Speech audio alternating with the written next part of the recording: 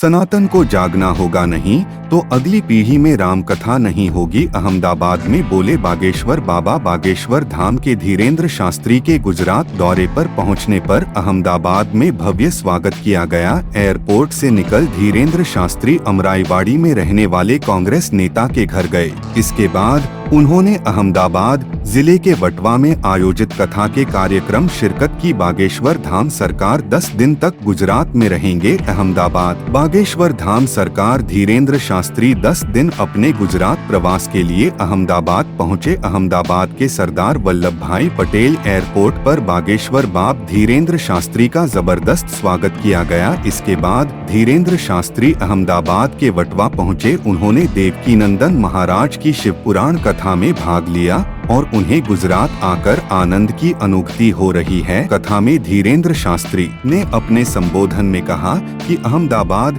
एक अच्छा शहर है। शहर की धरती पर सब कुछ सनातन का है। काहिरा सनातन के लिए नहीं जगेगा, सनातन के लिए जागने का समय आ गया है। ऐसी भक्ति की भूमि गुजरात की धरती को मैं बार बार प्रणाम करता हूँ। शास्त्री ने कहा कि सनातन धर्म का अपमान करने वालों को माफी नहीं दी जा सकती है। बाबा बागेश्वर ने कहा कि वे सनातन विरोधियों के तिरस्कार को जला देंगे। तैयार हो जाओ भारत को हिंदू राष्ट्र बनाने के लिए। बाबा ने पूरे गुजरात की समृद्धि के लिए अपना आशीर्वाद दिया। बाबा बागेश्वर ने संदेश दिया कि सनातन धर्म को मानने वालों को एक हो जाना चाहिए। उन्हें सनातन के लिए जागना होगा, नहीं तो अगली पीढ़ी में रामकथा नहीं होगी। कांग्रेस नेता के घर भी गए धीरेन्द्र शास्त्री ने कहा कि भक्ति की भूमि गुजरात में जहां सनातन धर्म की धारा बह रही है, मैं सनातन के साथ आगे बढ़ूंगा। गुजरात की धरती को शत शत नमन। हनुमान जी भगवान शंकर के रूप हैं। भगवान शंकर भगवान के हृदय में हनुमान का निवास है। हनुमान की पूंछ भी पार्वती का ही एक रूप है। वटवा में देवकीनंदन ठाकुर जी की कथा में मंच पर धीरेन्द्र शास्त्री का फूल माला पहनाकर उनका स्वागत किया। फिर बागेश्वर बाबा को मंच पर बिठाया। कथा में भाग लेने से पहले बागेश्वर धाम सरकार अहमदाबाद में अमराईवाड़ी में कांग्रेस नेता अरविंद चौहान के घर पहुंचे। धीरेन्द्र शास्त्री ने कहा